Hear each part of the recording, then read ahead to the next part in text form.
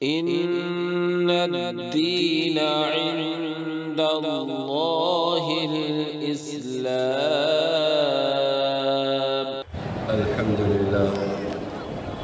لله رب العالمين، والصلاة والسلام على سيد الأنبياء والمرسلين وعلى آله وأصحابه أجمعين. أما بعد، فأعوذ بالله من الشيطان الرجيم. بسم الله الرحمن الرحيم. قال الله تبارك وتعالى: والعصر إن الإنسان لفي خسر إلا الذين آمنوا وعملوا الصالحات وتواصوا بالحق وتواصوا بالصبر. صدق الله العلي العظيم. وقال عليه الصلاة والسلام: من رأى منكم منكرا فليغيره بيده، فإن لم يستطع فبلسانه، فإن لم يستطع فبقلبه، وذلك أضعف الإيمان. رواه مسلم، أو كما قال نبينا صلی اللہ علیہ وسلم. محترم بزرگوں، بھائیوں، اللہ جل جلالہ و عم نوالہ نے ہمیں، آپ کو اور پوری امت مسلمہ کو، بلکہ یہ کہیے کہ پوری انسانیت کو جو کامیابی کا راستہ دیا ہے وہ قرآن کا راستہ ہے، سنت کا راستہ ہے.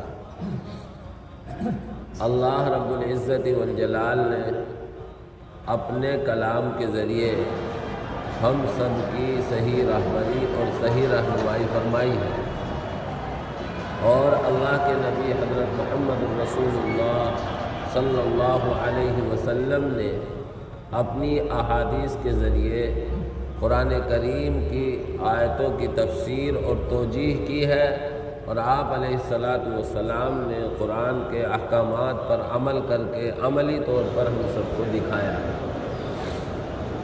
اس لیے ہماری نجات کے لیے اور ہمارے دنیا کے کامیاب ہونے کے لیے ضروری ہے کہ ہم قرآن و حدیث کو مضبوطی سے تھامیں. چنانچہ قرآن کریم کی ہر آیت اور قرآن کریم کا ہر لفظ ہم سب کی ہدایت اور رہنمائی کے لیے ہے، اور ہم سب کو دنیا اور آخرت میں کامیاب بنانے کے لیے ہے. لیکن کچھ آیتیں ایسی ہیں اور کچھ صورتیں ایسی ہیں کہ اگر وہ تنہا ایک صورت ہی اتر جاتی، باقی قرآن نہ اترتا، تب بھی ہماری ہدایت اور رہنمائی کے لیے کافی ہوتی. جبکہ اللہ تبارک و تعالی نے مشہور قول کے مطابق 6666 آیتیں اپنے قرآن کریم کی ہم سب کو جناب رسول اکرم صلی اللہ علیہ وسلم کے واسطے سے عطا فرمائی. 114 صورتیں ہیں. انہی 114 صورتوں میں سے ایک صورت ہے سورۃ العصر. 3 آیتوں کی صورت ہے، 30ویں پارے میں ہے. سورۃ العصر میں اللہ تبارک و تعالی نے ہم سب کی فلاح و بہبود اور کامیابی کا ایک ضابطہ بتایا. حضرت امام شافعی رحمۃ اللہ علیہ بہت بڑے عالم ہیں، بہت بڑے امام ہیں. حدیث پر گہری نظر تھی، قرآن پر گہری نظر تھی. وہ فرماتے ہیں کہ اگر اللہ تبارک و تعالی صرف اور صرف سورہ والعصر ہی نازل فرما دیتا اور باقی قرآن نہ نازل کرتا، تب بھی پوری انسانیت کی ہدایت اور رہنمائی کے لیے یہی صورت کافی تھی. ایسی اہم صورت ہے. سورہ والعصر میں اللہ تبارک و تعالی نے سب سے پہلے تو زمانے کی قسم کھائی. فرماتا اللہ تعالیٰ والعصر، قسم ہے زمانے کی. عصر زمانے کو کہتے ہیں، اور زمانے کی قسم اس وجہ سے کھائی ہے کہ زمانے میں تبدیلیاں، تغیرات اور بہت ساری چیزیں نمایاں ہوتی ہیں، حالات بدلتے ہیں، جس سے اللہ کی قدرت سمجھ میں آتی ہے. زمانے کی اہمیت سمجھ میں آتی ہے۔ اور بعض حضرات نے کہا ہے کہ عصر کہتے ہیں شام کے آخری وقت کو، جب دن ڈھلنے کو ہوتا ہے اس وقت کی قسم کھائی گئی ہے، اور اس وقت کی قسم کھائی جاتی ہے کہیں نقصان کی جگہ میں، جیسے کہ نفع کی قسم کھائی جاتی ہے چاشت کے وقت کی، جس کو ضحیٰ کہتے ہیں۔ اور بعض حضرات کا کہنا یہ ہے کہ عصر کی مراد ہے عصر کی نماز، اور عصر کی نماز کی قسم کھا کر اللہ تبارک و تعالی نے عصر کی نماز کی اہمیت کو ظاہر کیا۔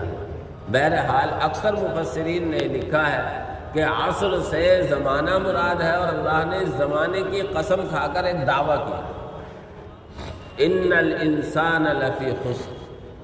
اللہ فرما رہا ہے قسم کھا کر، قسم ہے زمانے کی، ان الانسان لفی خسر، بے شک ساری کی ساری انسانیت گھاٹے اور نقصان میں۔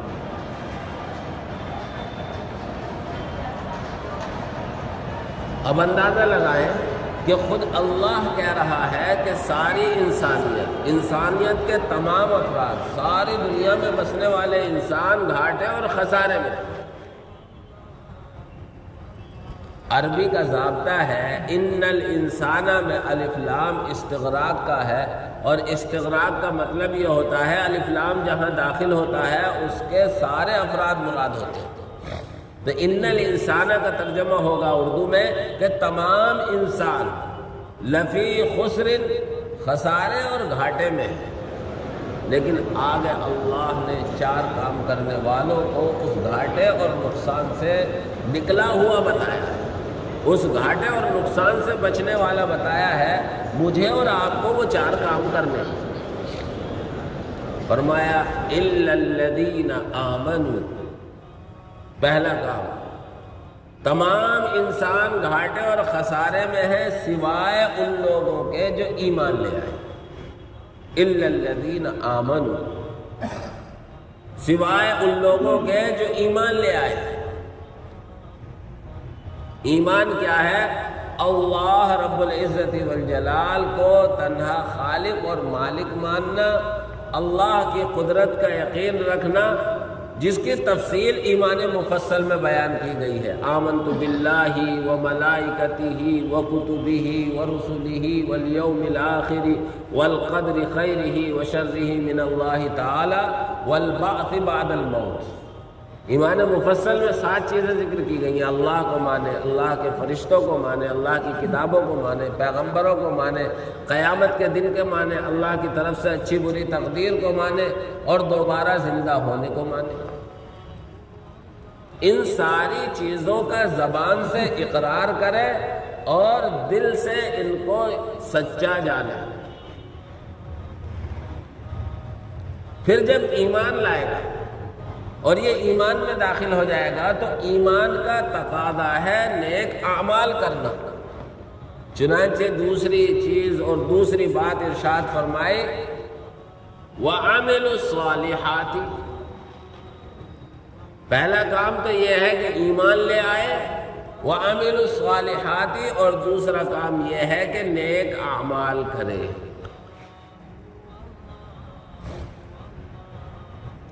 ایمان لانے کا مطلب صرف یہ نہیں ہے کہ ہم نے کہہ دیا کہ ہم اللہ کو ایک مانتے ہیں، نبی پاک صلی اللہ علیہ وسلم کو سچا جانتے ہیں، قیامت برحق ہے، موت کے بعد دوبارہ زندہ ہونا برحق ہے، اللہ کی کتابیں برحق ہیں، اللہ کے پیغمبر برحق ہیں، اچھی بری تقدیر اللہ کی طرف سے ہوتی ہے، برحق ہے۔ ایمان لانے کا صرف مطلب یہ نہیں ہے، بلکہ جب ایمان لا رہے ہیں تو پھر ایمان کے تقاضوں کو پورا کرنا بھی ضروری ہے۔ ایک صحابی آتے ہیں، اللہ کے نبی صلی اللہ علیہ وسلم سے کہتے ہیں، مسلم شریف کی روایت ہے، اے اللہ کے نبی آپ مجھے کوئی ایسی بات بتلا دیں کہ آپ کے بعد میں کسی سے کچھ پوچھنے کی ضرورت محسوس نہ کروں، یا میں آپ کے بعد کسی سے کوئی سوال نہ کروں۔ آپ علیہ الصلوۃ والسلام کہتے ہیں قل آمنت باللہ، پہلے تو تم کہو کہ میں اللہ پر ایمان لے آیا، ثم استقم، پھر اسی پر جمع رہ۔ جمنے کا مطلب ہے ایمانی تقاضوں کو پورا کرتے کرتے دنیا سے جانا۔ یہ مطلب نہیں ہے کہ زبان سے اقرار کر لیا لیکن ایمانی تقاضوں کو پورا کرنے کے لیے تیار نہیں۔ یقیناً اگر کوئی زبان سے اقرار کرتا ہے، دل میں سچ جانتا ہے، تو وہ اللہ کا بندہ ہے، اللہ کو ماننے والا ہے، اللہ کے رسول کو ماننے والا ہے، لیکن ابھی صرف ایک کام کیا ہے، ایمان لائے۔ دوسرا کام وہ عمل الصالحات، اور نیک کام کرے، یعنی ایمانی تقاضے جو ہیں ان کو پورا کرے، اس پر نہیں آ رہا۔ جبکہ اللہ رب العزت والجلال نے ایمان لانے کے بعد عمل صالح کا تذکرہ کیا ہے، یعنی عمل صالح کے بغیر آسانی سے چھٹکارا نہیں ہے۔ اسی لیے جہاں جہاں بھی اللہ نے ایمان والوں کے لیے وعدے فرمائے ہیں، جنت کا ذکر کیا ہے، جنت کی نعمتوں کا ذکر کیا ہے، ایمان والوں کی کامیابی کا تذکرہ کیا ہے، وہاں ایمان کے ساتھ عمل صالح یعنی نیک عمل کرنے کا بھی تذکرہ کیا ہے۔ تنہا ایمان کا کہیں تذکرہ نہیں۔ اور حضور اکرم صلی اللہ علیہ وسلم کے زمانے میں ایمان لانے کا مطلب یہی سمجھا جاتا تھا کہ ایمان کا ہر حکم اور ہر تقاضا پورا کرنا ہے۔ صرف زبان سے کلمہ لا الہ الا اللہ کہہ لینا اور ہفتوں مسجد میں نہ آنا، صرف زبان سے کلمہ لا الہ الا اللہ کا اقرار کر لینا اور اللہ کو یاد نہ کرنا، صرف زبان سے کلمہ لا الہ الا اللہ کا اقرار کر لینا اور سالوں اللہ کو یاد کیے ہوئے اللہ کے گھر میں آئے ہوئے گزر جانا، یہ مراد نہیں۔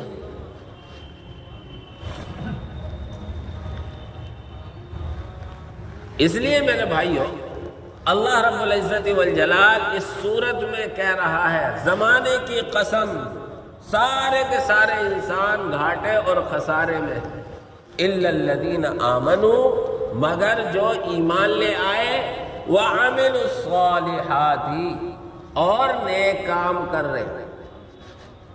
تو پہلا کام یہ ہے گھاٹے اور خسارے سے نکلنے کے لیے کہ نیک ایمان لائیں۔ اللہ کا فضل ہے، الحمدللہ ثم الحمدللہ، ہم سب ایمان والے ہیں، ہر ایک ایمان والے کے گھر میں پیدا ہوا ہے۔ اللہ نے یہ نعمت ہمیں بغیر استحقاق کے عطا فرمائی۔ دوسری چیز وعملوا الصالحات، نیک اعمال کرے، اچھے اعمال کرے، اور یاد رکھیں نیک اعمال کرنے کا مطلب یہ ہوگا کہ نیکیوں پر آئے اور برائیوں سے اپنے آپ کو بچائے۔ میں نے کئی مرتبہ ایک مثال دی ہے کہ گرمی کے موسم میں ہم کمرے میں اے سی تو لگا لیں اور اے سی چلا دیں، لیکن دروازے اور کھڑکیاں بند نہ کریں، تو اے سی چلے گی اور وہ ٹھنڈی ہوا بھی دے گی، ٹھنڈک دے گی، لیکن اس ٹھنڈک کا ہمیں فائدہ نہیں ہوگا۔ کب تک؟ اس وقت تک جب تک کہ ہم اے سی کے تقاضوں کو پورا نہیں کریں گے۔ اے سی کا تقاضا یہ ہے کہ کمرے کو باہر کی ہوا سے محفوظ کیا جائے، یعنی اس کی کھڑکی بھی بند کی جائے، اس کے دروازے بھی بند کیے جائیں، اور تب اے سی چلائی جائے۔ جب کھڑکی اور دروازے بند ہوں گے اور اے سی بھی چلے گی تو کمرے میں کولنگ ہو جائے گی، کمرہ ٹھنڈا ہو جائے گا، اے سی کا فائدہ پہنچے گا۔ اسی طرح یہ ہمارا ایمان ہے، ایمان لائے اور ایمان لانے کے بعد دوسرا کام ہم نیک عمل بھی کر رہے ہیں، لیکن نیک اعمال کے ساتھ ہماری دلچسپی برائیوں میں بھی ہے، برائیوں میں بھی لگے ہوئے ہیں، بری باتوں میں بھی شامل ہیں۔ تو یہ ایسا ہو گیا جیسے ہم نے کمرے میں اے سی تو لگا لی لیکن دروازے بھی کھلے چھوڑ دیے، کھڑکیاں بھی کھلی چھوڑ دی، اے سی تو چل رہی ہے لیکن ساتھ ساتھ اس اے سی کا جو فائدہ ہونے والا تھا باہر کی ہوا سے وہ ضائع ہو رہا.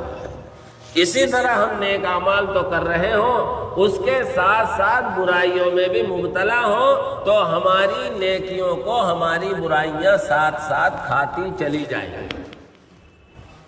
اس لیے دوسرا کام یہ ہے کہ نیک اعمال کرے، یعنی نیک اعمال کرے اور برائیوں سے بچے. وَتَوَاصَوْا بِالْحَقِّ. چوتھا کام یہ ہے کہ جو کر رہا ہے، جو عمل یہ کر رہا ہے، نیک اعمال کی لوگوں کو دعوت بھی دے. یہ نماز پڑھنے کے لیے آ رہا ہے، لوگوں کو نماز کے لیے آمادہ کرے. یہ دوسرا کوئی نیک کام کر رہا ہے، اس پر دوسروں کو بھی آمادہ کرے، تیار کرے، تاکہ اس کا آمادہ کرنا اس کو اپنے نیک اعمال پر جمائے رکھے.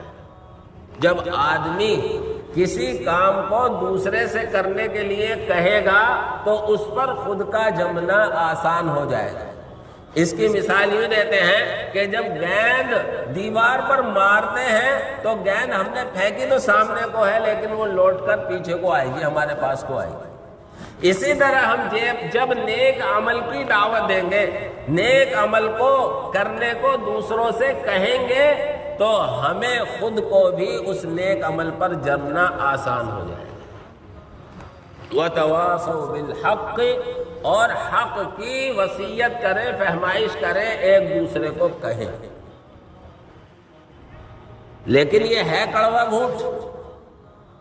ہم نماز پڑھنے آ رہے ہو، ہم نے کہا چلو بھائی نماز پڑھنے کے لیے، تو ممکن ہے وہ ہمارے ساتھ آ جائے کہ چلو بھائی بڑی اچھی بات ہے، تم نے ہمیں بھی ٹوک دیا، ہم بھی چل لیں. اور ممکن ہے وہ ٹکا سا جواب دیتا، او ہو دیکھ لیا بڑا بھاری بنا پھر ہے ملا. یا یوں بھی کیسے ارے تجھے ہی دیکھ لیں گے نماز پڑھ کے، یا بہت سے ایسے ہوں گے نماز پڑھ کے کہ تو ہی چلا جائیے حج کو. ایسے جملے بھی سننے کو مل سکتے ہیں.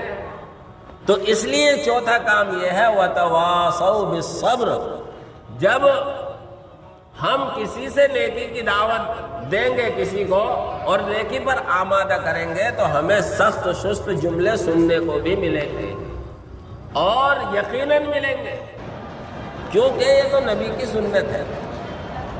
حضرت رسول اکرم صلی اللہ علیہ وسلم تو لوگوں کو کہتے تھے قولوا لا الہ الا اللہ تفلحوا. لوگوں ایک خدا کی وحدانیت کا اقرار کر لو، تمہیں کامیابی مل جائے گی. تو کوئی مجنون، کوئی دیوانہ، کوئی جادوگر طرح طرح کے الفاظ سے نوازتے تھے. تو جب ہمارے آقا دو جہاں کے سردار محبوب خدا صلی اللہ علیہ وسلم کو طرح طرح کے جملے سننے کو ملے ہیں، یہاں تک کہ اللہ رب العزت والجلال نے قرآن کریم میں آپ کو تسلی دی ہے، تو میں اور آپ کیا ہیں؟ اس لیے حق بات کی دعوت دینا، نیکی کی دعوت دینا کام اہم ہے، اور اس پر جملے سننے کو ملے اس پر صبر کرنا اس سے کہیں اہم ہے.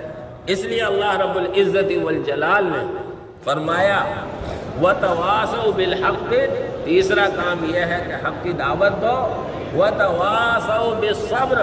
اور حق بات کی دعوت دینے پر لوگوں کی طرف سے جو کڑوی کسیلی باتیں سننے کو ملے ان پر خود بھی صبر کرو، اور جو دوسرے حق بات کی دعوت دینے میں لگے ہوئے ہیں ان پر بھی صبر، انہوں بھی صبر کی تلقین کی.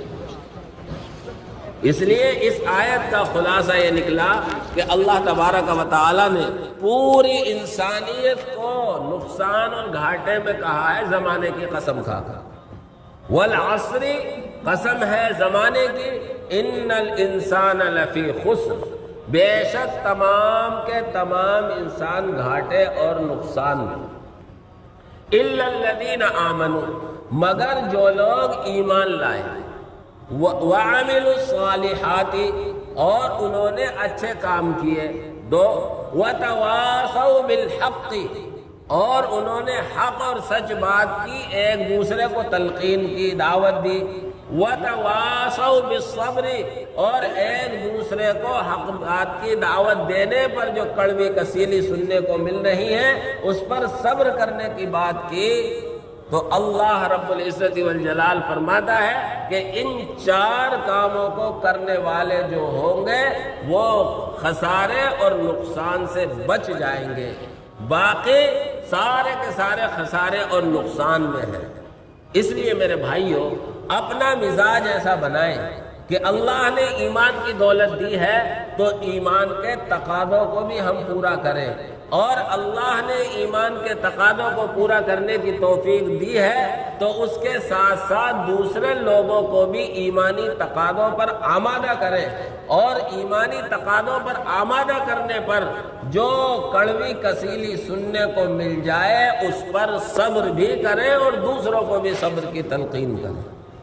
میں نے سورت کے بعد ایک قرآن مسلم شریف کی حدیث پڑھی ہے۔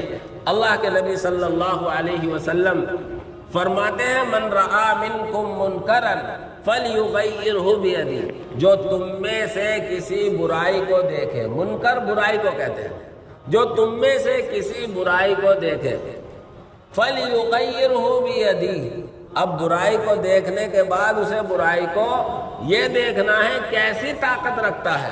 اگر یہ برائی کو ہاتھ سے روکنے کی طاقت رکھتا ہے، اللہ نے اسے اقتدار دیا ہے اور یہ برائی کو بند کر سکتا ہے، تو اپنی طاقت کا استعمال کر کے اس برائی کو بند کرے۔ اعلیٰ درجے کی بات تو یہ ہے، لیکن ہر ایک صاحب اقتدار نہیں ہوتا، اللہ ہر ایک کو ایسی طاقت نہیں دیتا کہ وہ برائی کو بند کر دے۔ تو آگے اللہ کے نبی نے راستہ کھولا ہے، فَإِن لَّمْ يَسْتَطِعْ فَبِلِسَانِهِ، اگر ایسا نہیں کر سکتا ہے تو زبان سے اس برائی کی برائی کرے کہ یہ کام غلط ہو رہا ہے، ہونا نہیں چاہیے۔ اور اگر اللہ نے اتنی طاقت بھی نہیں دی، بہت سے ایسے لوگ ہوتے ہیں جو برے کام کو دیکھتے ہیں لیکن زبان سے برا کہنے کی طاقت نہیں رکھتے، تو اب اس کے آگے بھی اللہ کے نبی نے ایک راستہ نکالا ہے، فَإِن لَّمْ يَسْتَطِعْ فَبِقَلْبِهِ، اگر زبان سے بھی نہیں کہہ سکتا ہے تو اس برائی کو دل سے برا جانا۔